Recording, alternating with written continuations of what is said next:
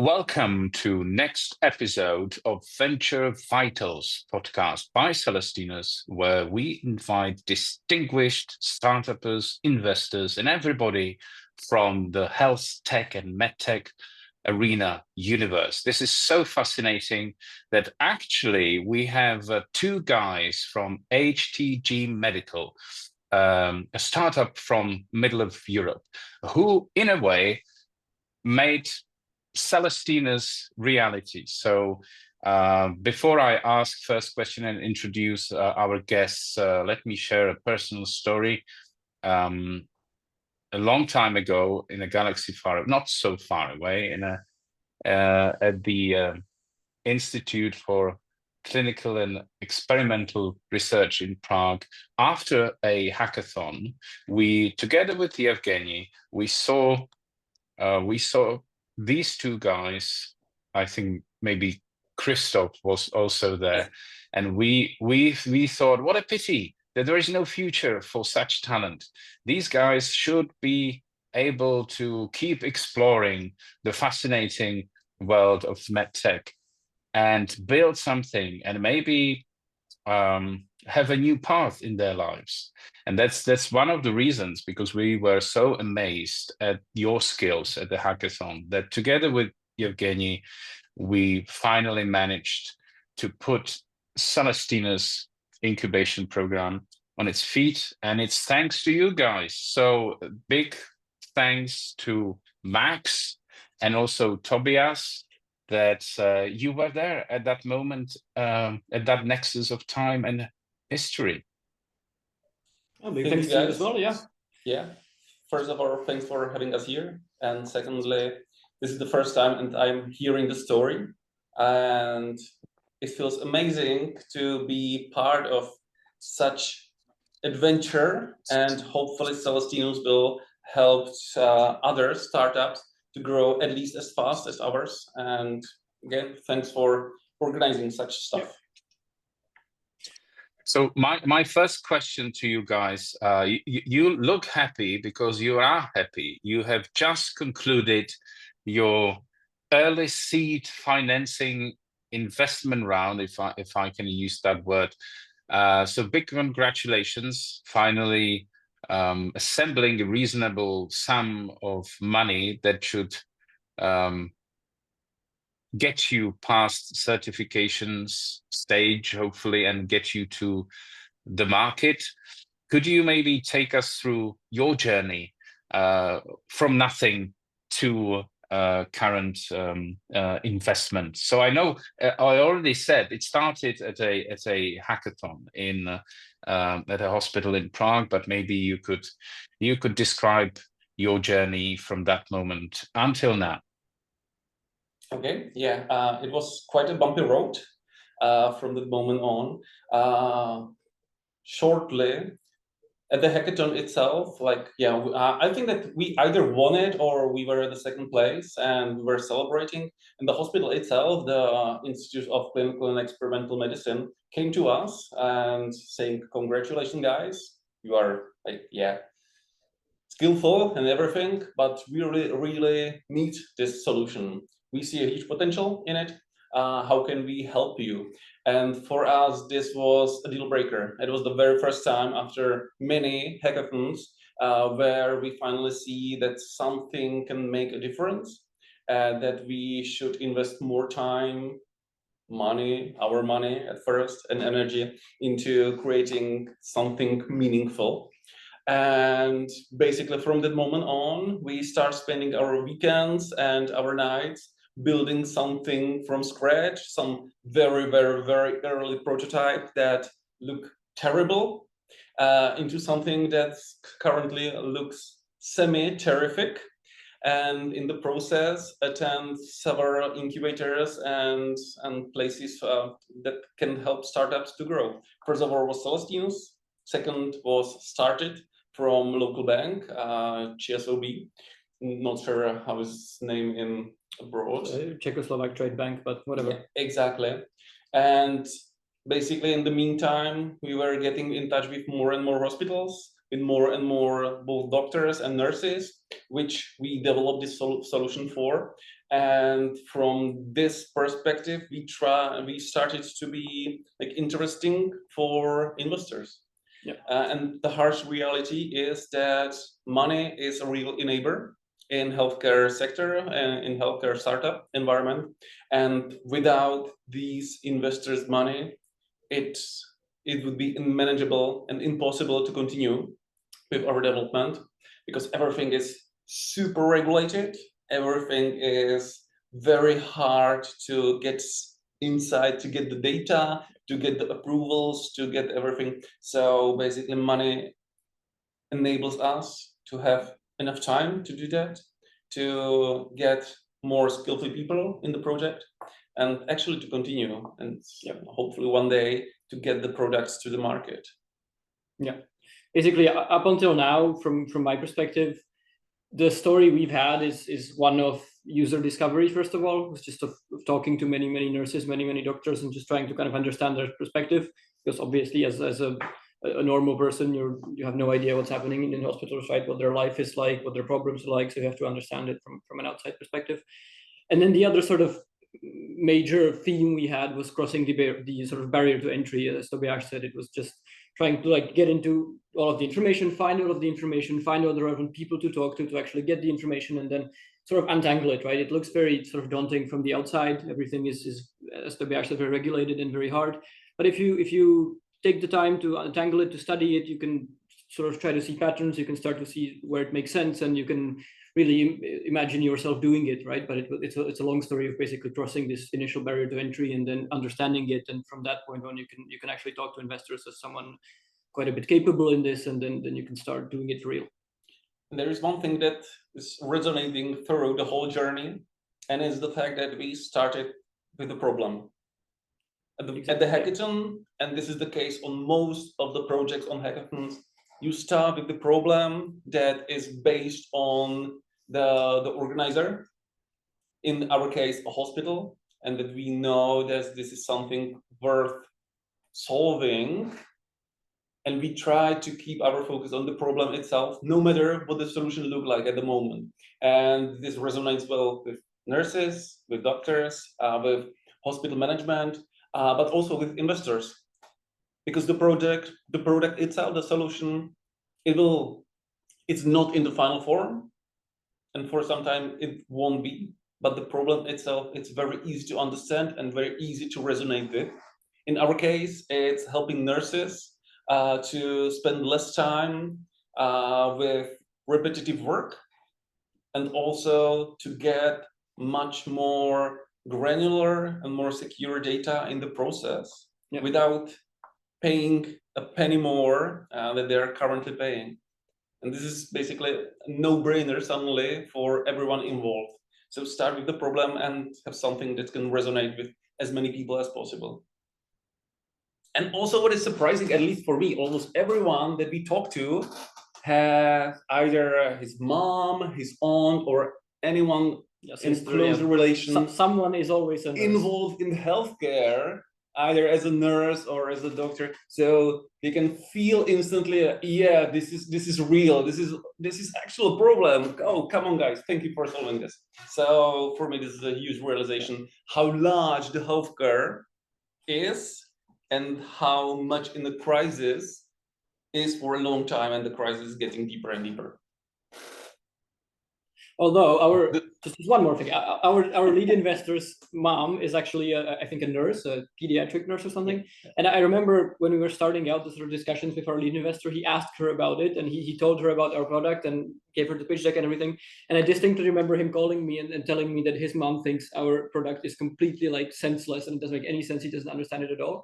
But so not all nurses would understand it from the sort of start point, but it ended up being a successful investment nonetheless. So. And maybe now is the right time to tell what we actually do. Yeah, sure. Yeah. I don't know if you wanted to ask a question directly. This is what we are gonna. Yeah, actually, I was.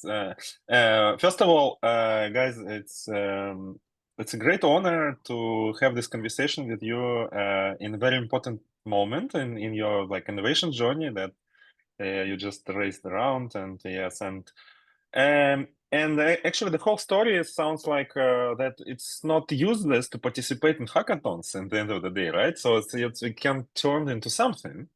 Yeah, it takes time and effort, but it can. And even in healthcare, which is maybe the toughest sphere in all the innovation like we have on the planet. Nevertheless, yes, I was really was gonna ask you, yeah, it was like a hackathon idea that you implemented. And what's going on now? I mean, so if and you mentioned this nurses that it saves time for them, and helps. If it's working anyway, and yeah, please tell what it is now. What's HTC Medical? Yeah. Yeah. Essentially, we were developing this product, which is called the Eurogram. Funnily enough, it's a name which we came up with during the hackathon, and it just stuck with us for forever and ever.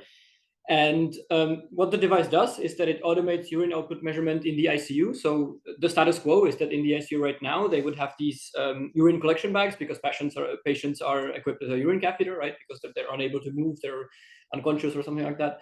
And they would, every hour, every half hour, something like that, the nurse has to like physically go and see the urine bag and measure it. You know, there's lines on the bag. She has to measure it physically. And then she has to go back to her sort of nurse station. She has to write it down on a piece of paper. And then she has to sometimes also input it into a computer, into like a digital system, right?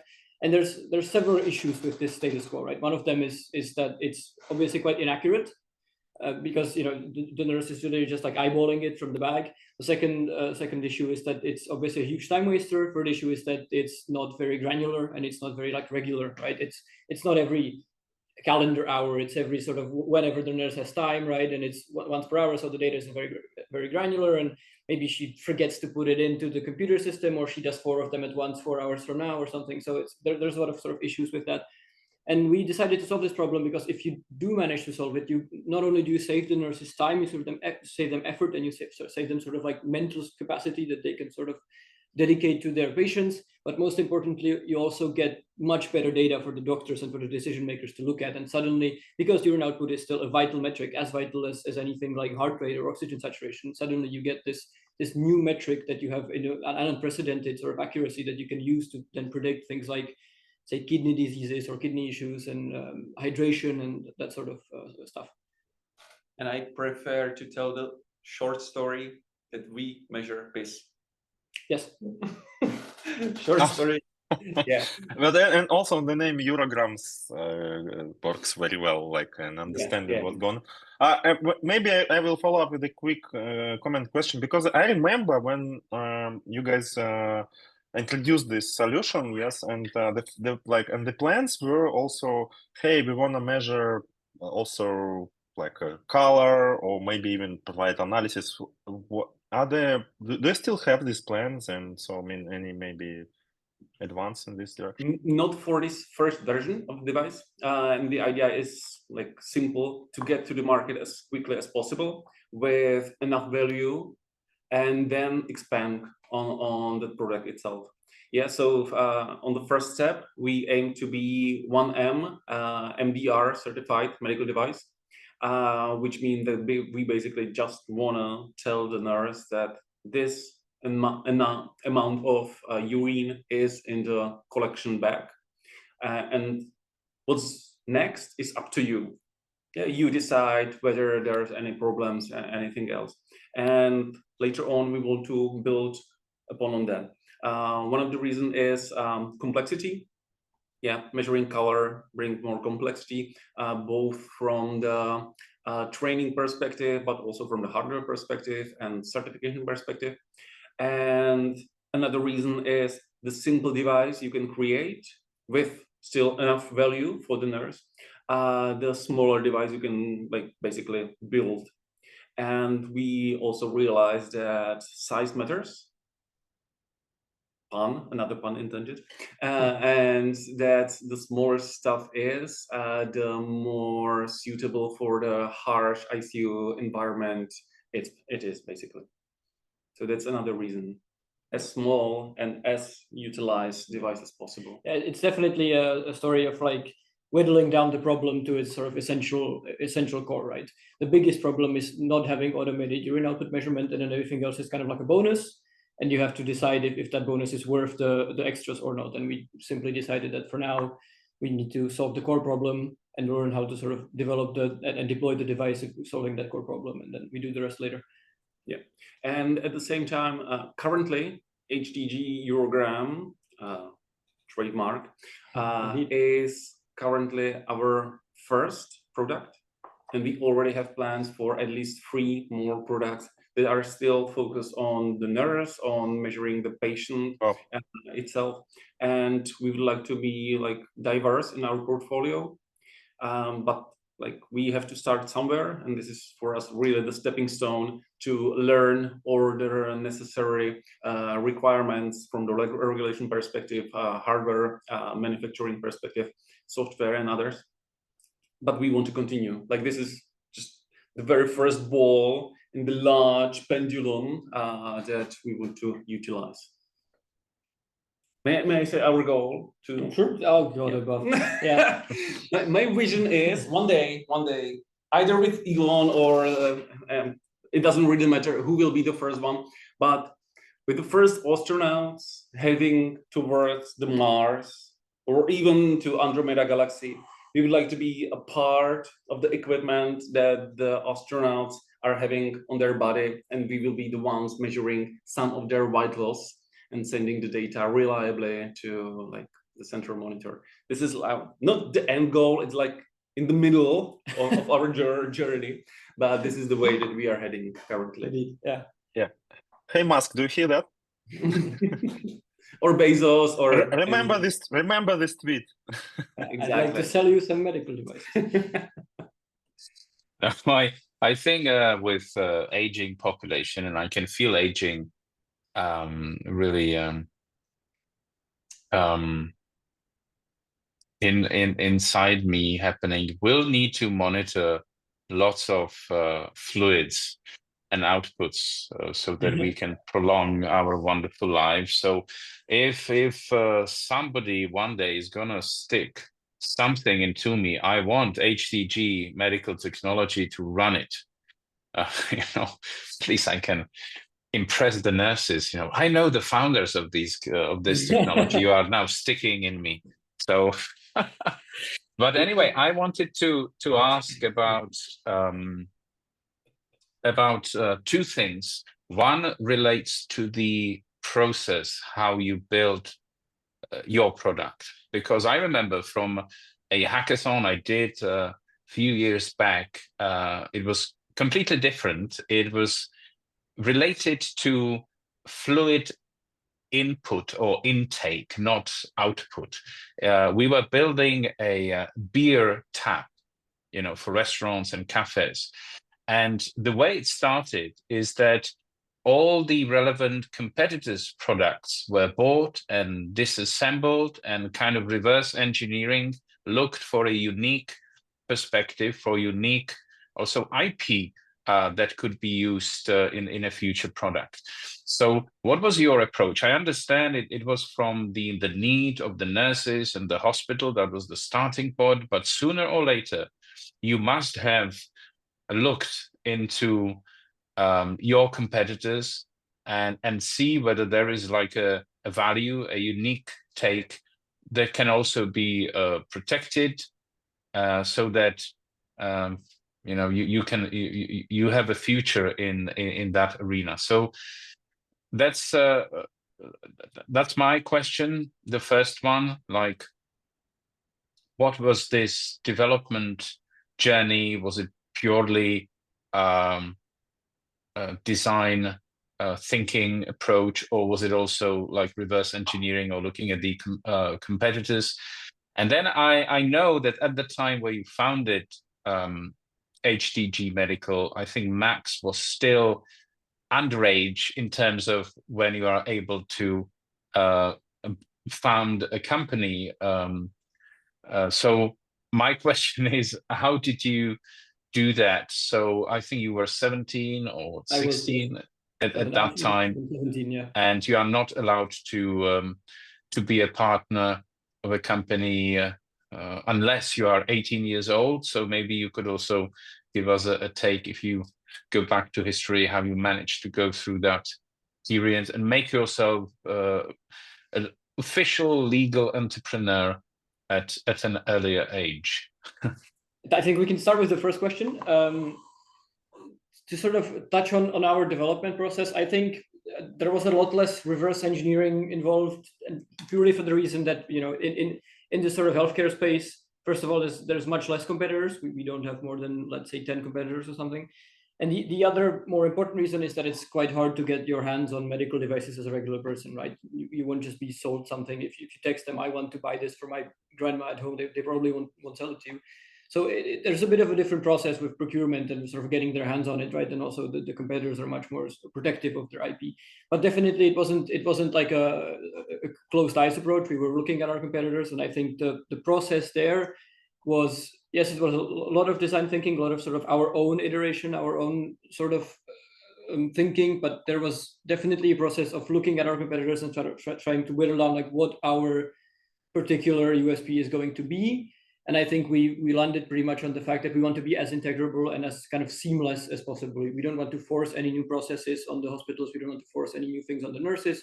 We really just want to basically augment their workflow, not like make it more complex. We just want to sort of integrate into it and give our benefits in that way. Yeah, and I slightly remember that even during the hackathon, when we were using Miro, we have a list of all the competitors and see how they approach the problem itself. And we just realized that none of those basically make sense in the real world scenarios, because all of them were quite large, heavy, in most cases require electricity plug to be in the socket. And when we were discussing this with nurses, they were like, oh, this is rubbish. We will never utilize such a large device. And that's also one of the reasons why we dropped the idea of measuring the color itself. Yeah. So we find that on the market, there is a gap basically for very small device that is affordable, that every bed can be equipped with, and that can basically become a natural like part of the processes themselves. So we finally find a gap, and then we force ourselves not to go outside of the gap, because all the time, every other week, we have this brilliant idea what can be added in, but all the time we were forcing ourselves to simplify. So no, this doesn't make sense, this idea. And let's drop this extra button. Let's make it as intuitive as possible. Because once again, we were almost every other week inside of the hospital, talking with the relevant staff and iterating with them on true, basic human-centered design methodology. Yeah, this was heavy, and it enables us to create something that makes sense. And it seems to be like very promising. I would venture to say that healthcare is probably the most problem-driven industry out of all of them. If you think about like enterprise B2B, there's still some discussion to be had between the user and the sort of developer as to like the user is quite happy to change their workflows and their beliefs if it makes sense for them. Whereas in healthcare, it's really a lot more about just understanding the world that you're not a part of, and then just focusing on the problem and not sort of getting distracted with things that might look cool to you as a regular person, but are not actually very beneficial for the healthcare professional in question that you're actually solving the problem for. Yeah. And one of the things that helped us during the process was a huge amount of naivety. We were naive, we steer out, and we hope for the best. And in most cases, it happened. Yeah. There's no point in sort of dwelling on the fact if you can. There's quite a famous story in our company of me as quite a young person. I think I must have been 17 or 18, going up to the manager of one of the biggest and most funded hospitals in the Czech Republic, and informally with his name just saying like, "Hey Peter, I'm Max," and then I just told him what we do and started talking to him like nothing happened ever. And it worked out, and he talked to us and he gave us some feedback. He connected us to his staff, and we were better off for it. because we are nice guys and people react positively on that fact. And tell me, Max, about this age issue when you were forming. It's a bit incorporating disappointing the really company. from my side, because yes, I was underage when we were starting like the journey, let's say, but we actually had a very simple solution that was just to wait with the incorporation of the company until I was 18. So I didn't have to go through any legislative processes, but it is indeed possible, and I explored that option to have a court basically make you an adult before you are an adult by age, but I didn't have to do that actually. We just waited. Yeah, very cool. Max, Tobiáš, I have a question. So that I can tell you that the podcast we are doing with Tomáš, it's not focused only on VC. Yes, there is some audience VC and family offices, but significant part of the audience are early stage entrepreneurs or folks that plan to become entrepreneurs and innovators in healthcare. So with this, there is a question regarding the team. So is it possible to do it like alone? Do you need like only 2 guys? Or is it the whole your team now, like Tobiáš and Max? So tell us about this. What about team for a successful? Okay, I mean you're not like unicorn yet. But I mean, so you are moving quite forward in a direction you think is right. I mean, we all see is right.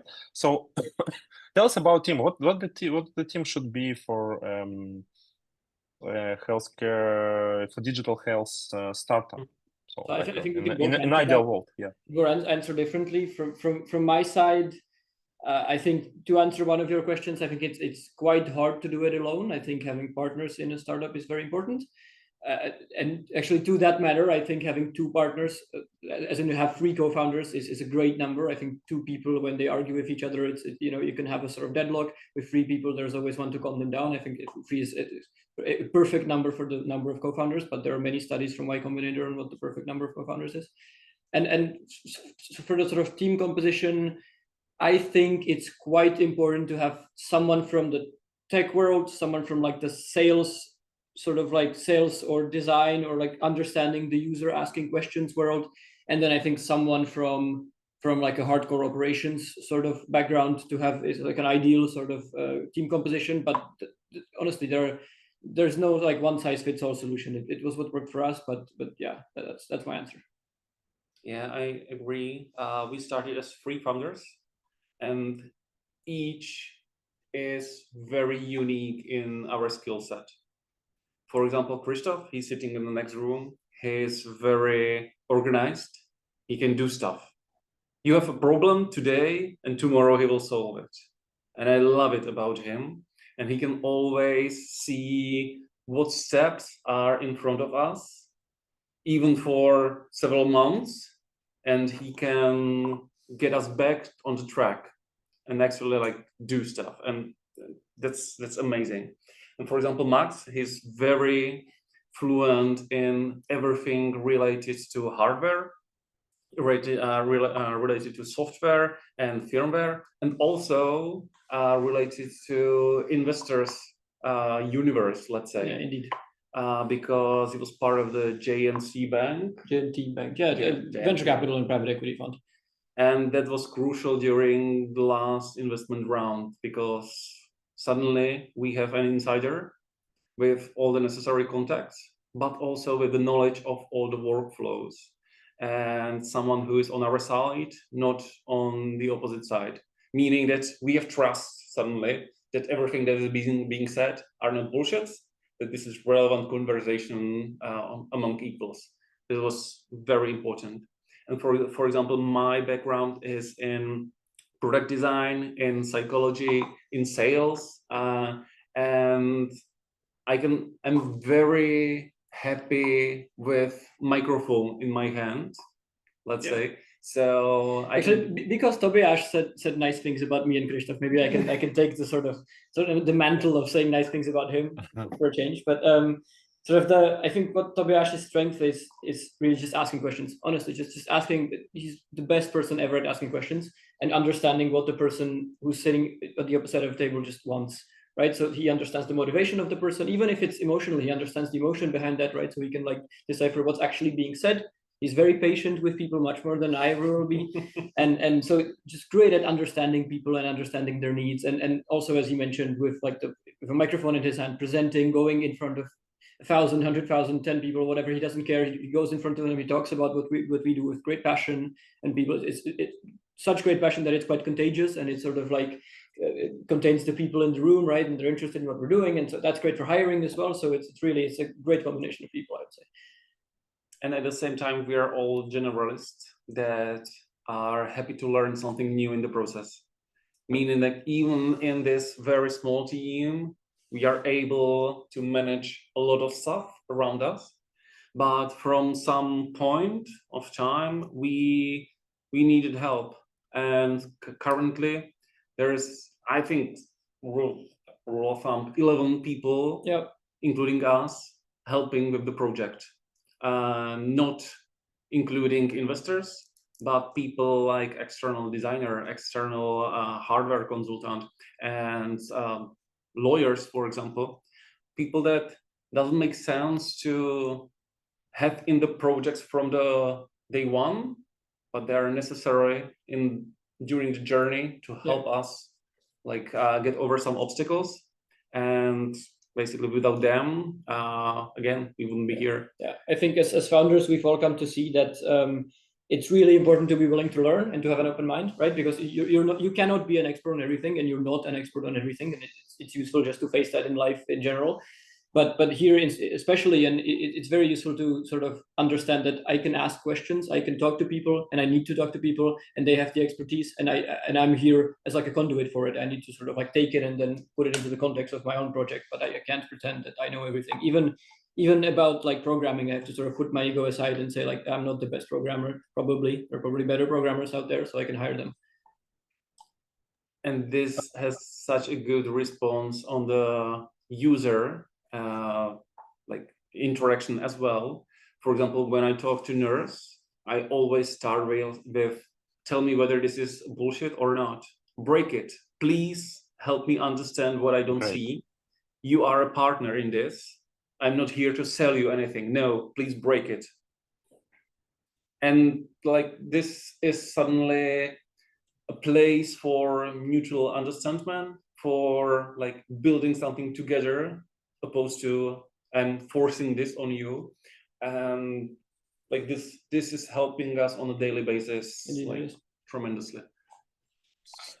Guys, it's fascinating. Sorry, Evgeny, can I go ahead or? Yes, please. It's fascinating also. So I want to follow up, but please go ahead. Yes, I will. Well, it's a good sign. Each of us is up with a question, but I understand it that you have this nurse-driven approach where you try to make their lives easier. And it certainly helps that you have prototypes of your device currently set up and running in not just one, but more hospitals, which also may prevent this fallacy that based on the demands and needs of just one client, one hospital, you design everything, and then you discover later on, okay, but the world is different. There are different hospitals. Where I'm heading with the question is, no doubt, the fact that you are piloting at a number of beds, hospital beds in the country must have helped you to convince the investors that you are going in the right direction. But maybe, given also Mac's experience with venture capital, could you tell our audience who are hoping to successfully close investment rounds what has been easy, difficult? What are your lessons learned from your early seed in investment round? Because it's very rare that we get a chance to interview who has just signed the papers. Well, I'm going to give my view, and then I'm going to Tobiáš give his view as well. But from my perspective, there's several points. First of all, it's just probably the most important thing, honestly, is just to be very authentic. As a person who I worked for 2 years in a VC fund. Like you can tell when the founder is not being authentic, when they're either not necessarily lying, but making stuff up or doing like a white lie, you know, and lying a tiny bit. You can tell that very easily, that they're like, you know, from their intonation and their sort of what they're doing with their face and stuff. Just be authentic. Before you go on a call with VCs, or before you even start raising, you need to sort of like get your story straight, get your story together, and what you're going to communicate, and what your strengths are, what your strengths aren't.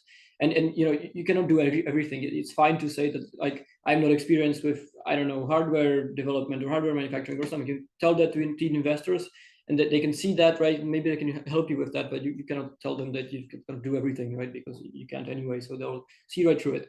And then another sort of, I think, important piece of advice is exactly as you said, to have a user for your device, like or your idea, right? It's very well and nice to have an idea, but if you just like communicate to them, they don't understand the industry, and you know, they don't trust, to a certain extent, they don't trust their own judgment. Like if it makes sense to them, that doesn't mean that it will make sense to the person who's paying for it, right? So you need to have a user, and very, very ideally, you need to have a user who's happy to speak for you. Like get a sort of advocate, get an evangelist, get someone who's happy with your product, who's used it before, to sort of be like a reference for you, connect them with your investors on a separate call. You don't have to even be there. And they'll ask their questions, they understand the sort of perspective of the user. And hopefully if the person you picked likes your product, they will give a positive reference, and that makes a massive difference in fundraising, at least I find. My take is that it's a mutual relationship, that you can always decide whether you want that investor or not. And also the other side can clearly see whether whether they're, how to say it, whether you smell them the right way, in a sense. Oh, whether there's like mutual chemistry between the people. Something like that, yeah. And just recently I read this advice: don't work with people that you are not willing to hug, because that means that something is wrong between the two of you. They're not like along with your emotional state, your philosophical state. So having investors that you can trust, that you are willing to hug, is making a difference. And I really hope that our current round of investors are the good people that will help us, not just with the money, but also with their expertise, with their opinions, without forcing us to do stuff that doesn't make sense in the long term.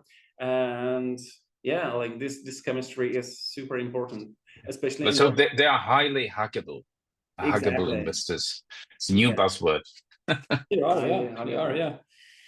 But to sort of touch on what Tobiáš said, I think it's as he said, you can pick your investors, and there's always more investors on the market. Like it is rarely going to happen that you've spoken to everyone and everyone has said no to you. And it's also quite important to not take things very personally, in the sense that, like, if you go on a call with an investor and they tell you straight up, like, I don't think this makes sense, then you shouldn't take it personally and like take it as a personal attack, take it as them saying that you don't make sense or your ideas don't make sense. You know, it's only business for both sides, and they can be wrong. They have been wrong. You know, Airbnb was rejected by hundreds of investors, and then look what they're now. So we don't take things personally. And if you're talking to investors, talk to many. Don't just like pick 4 and then like in your mind make up like the sort of idea that they're the only investors you can ever get, because you're just going to be frustrated. It's the same stuff as with dating, basically. You probably won't marry the first person that you ever date. If you do, perfect. I wish good luck to you, and hopefully it will end well. But in most cases, it's not the case. So approach it like that. Again, it's a relationship, and it's very hard to find people that are very the same as you or complementary to you. Does it make sense? Hopefully it does. It makes a lot of sense. And following this idiom of like relationships, so that about like entrepreneurship and in innovation, It's almost like marriage, yeah, but it is longer, much longer than the usual one. So it is, you need to be like more specific with those who you consider as partners, yeah. And actually, guys, thanks for sharing so much insights with our audience. I'm very impressed. If I would start digital health innovation startup, so I would like listen this podcast first, no doubt. But still, actually, it's been a journey. It's been a while. I mean, it's more than 2 years you like in this journey, and could you please share what helps you to move faster? Yeah, in this, and what was like the real problem? Maybe something in the ecosystem and the environment should be changed. Yeah, we all know about regulation. We cannot like move it like or eliminate it immediately. Actually, in fact, we need it. Yes, and it takes time. But could you maybe share with the audience your maybe lessons learned where what could be what really helps to move faster? And actually, we're moving fast. What's your secret sauce if you Well, can, I think, and what are the maybe what are the real problems if you can share? well, there will be different perspectives on this. So maybe I will touch on what happened to us or what worked with us, and then Tobiáš can say the more general thing and what sort of in the future. I think with us, it wasn't as much the ecosystem as it was just not being focused in quite a lot of ways, because I was still in high school. The guys still had full-time jobs aside, and this was like a side project we were doing on weeknights, weekends, whatever. But it wasn't like our main thing. So that's really that was bogging us down for quite a lot of time. And then what really helped us now is essentially just going full time into the company, committing to it, and just being focused and being here present every day together in an office. Everything just moves much faster. And like I'm not criticizing remote work, but if you want to do innovation, you need to sort of be together in a room. It works much better, I think. Yeah, agree, especially with the last part. For me, from the environmental perspective, everything that can pour more courage to your bloodstream is very welcome. For us, it was definitely both the hospital coming to us after the hackathon, but also the very existence of the Celestinus program that helped us get behind the curtain to get more contacts with relevant people and to get some people coming to us more often, stating that they are from a relevant like area and this makes sense for them, and telling us, please guys, continue, how can we support you? Like this, especially when you are bootstrapping the stuff, when you are dealing with your everyday shit, with families and work and everything, this is the driving force. And for me especially, like being in touch with the nurses, with the real end users and seeing their positive response, like this was the fuel that get us over every possible obstacle, and helping even each other when we were down. Yeah. Just remember this. Yeah, remember that particular person. It makes sense. Let's continue. And there were multiple moments that we were almost about to give up, but we didn't. And that's the difference, I guess. Yeah, but probably if there was one thing to sort of take away as like the key to what we've done, I'm specifically not using the word success because we haven't succeeded yet, but to what's happened so far in this company, it would be resilience. Most of all, it's just staying in it and just like going forward. Any progress is progress, and just every day moving up, even by 0.1%, it's still progress. And do more Celestinas. True. I want to see more Celestina alumni and people like them to broke this world. So thanks for the support to them. Yeah. Yeah, guys, we are on it. We are on it. We are soon to launch our next batch. I liked from what you said, Tobiáš, you used the expression dealing with your everyday shit. Maybe it's a new product idea for your new product line, because so far you've been dealing with everyday piss, and now maybe, you know, there's a strategy. It can be overlooked by industry, and I'm sure that there's all sorts of things that our wonderful bodies produce that can get your attention, really. So it's been great. Thanks for being with us on the Venture Vitals, of sharing your advice, going through the financing round, and I think communicating and projecting enthusiasm and willingness to grow as fast as hell. And me personally, I wish you good luck. Quite obviously, as I am in a tiny part of your adventure, and it's nice to see and to witness that those innovation events, programs, and activities that we organize actually do work and make sense. So thank you again. Good luck for the future. Deal with your everyday piss and shit the way HTG Medical does, guys. Yeah. Go Thanks for HTG Medical. As well. Yeah, thank you.